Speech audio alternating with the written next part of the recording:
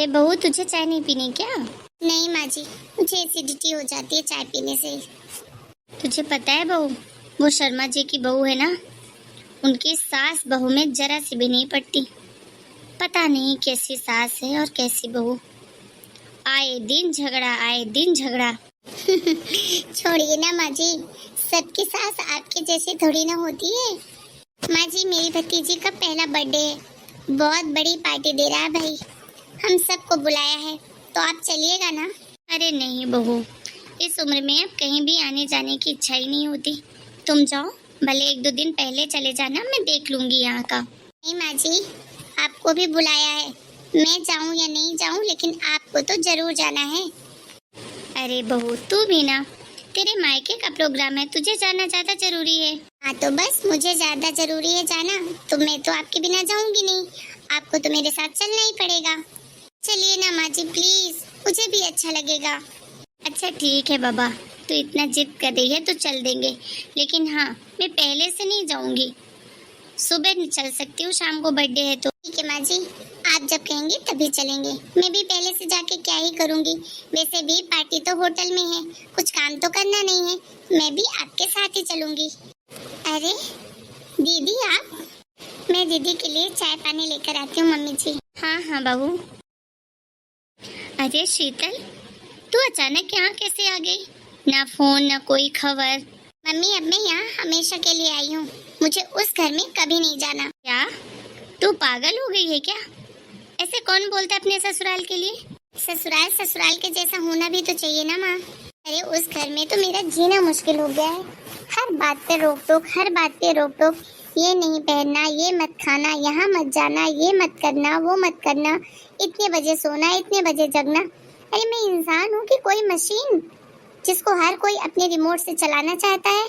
अरे बेटा, बहू को बहू के तरीके से ही रहना पड़ता है। देखो माँ, एक तो मैं अभी बहुत थकी हुई हूँ, और दूसरा मैं इन सब चीजों के बारे में कुछ बात नहीं करना चाहती। मैं वहाँ बोलकर आ गई हूँ कि मुझे इस घर में वापस कभी आना ही नहीं है। अच्छा ठीक है बेटा, तू ये सब छोड़, अभी हाथ मुंह धो ले, तेरी भाभी चाय लेकर आ रही है, तू चाय पी और फ्रेश हो जा और आराम से रह, कि मैं देख लूंगी मुझे क्या करना है। ठीक है माँ, मैं जा रही हूँ मेरे कमरे में, वहीं पे चाय नाश्ता भिजवा देना। ठीक है बेटा। माँ जी दीदी कहाँ गई? वो अपने कमरे में है बहू, उसको चाय नाश्ता वहीं दे देना, उसका मूड खराब है। क्या हुआ माँ जी? बहू अब क्या बताऊँ, तुझसे भी क्या छुपाना।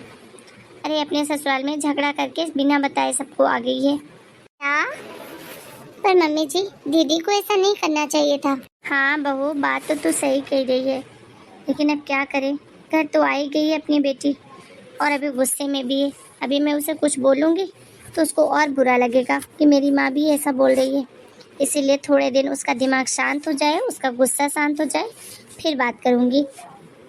ठीक है माँ जी, आप जो करेंगी अच्छा ही करेंगी। भाभी क्या बना रहे हो खाने में? कुछ खास नहीं दीदी, वही दाल चावल, और मम्मी ने बोले हैं कि थोड़े से पकौड़े की कढ़ी बना लेना, वो बना रही हूँ, और भिंडी की सब्जी।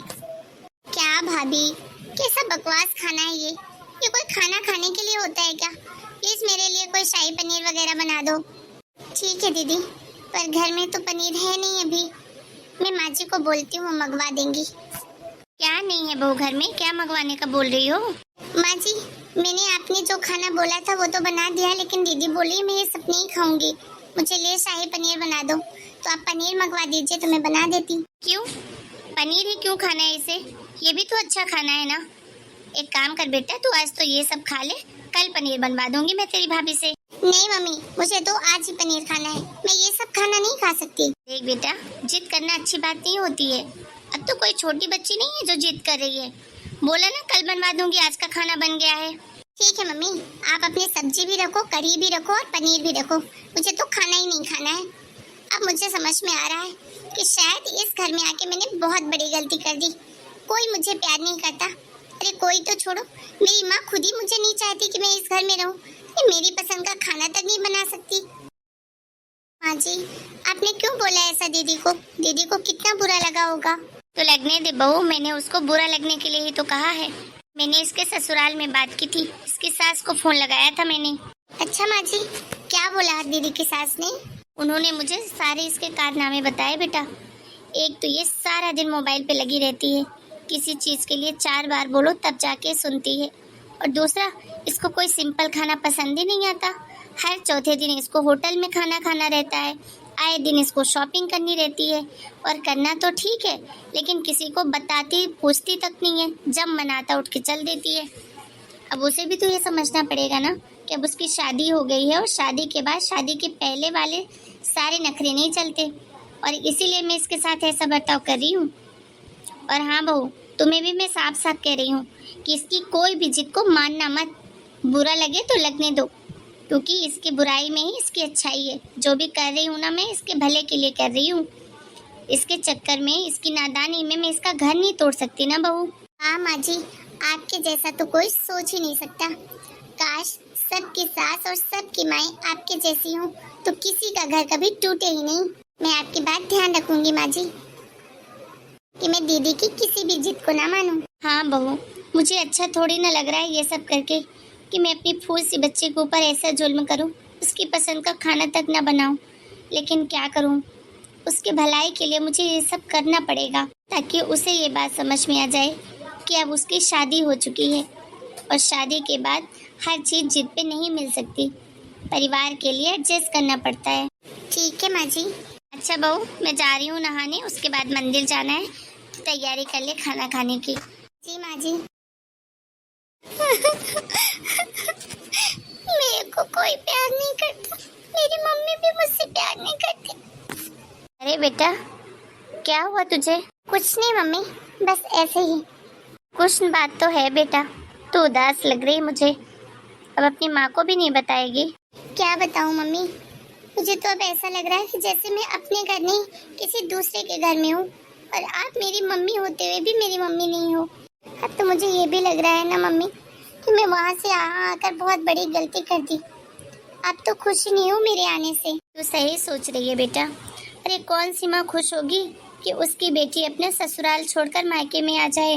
देख बेटा, शादी के बाद बेटियां मायके में 4-6 दिन ही अच्छी लगती हैं, और वो भी जब हंसी खुशी ससुराल वालों की मर्जी से आए।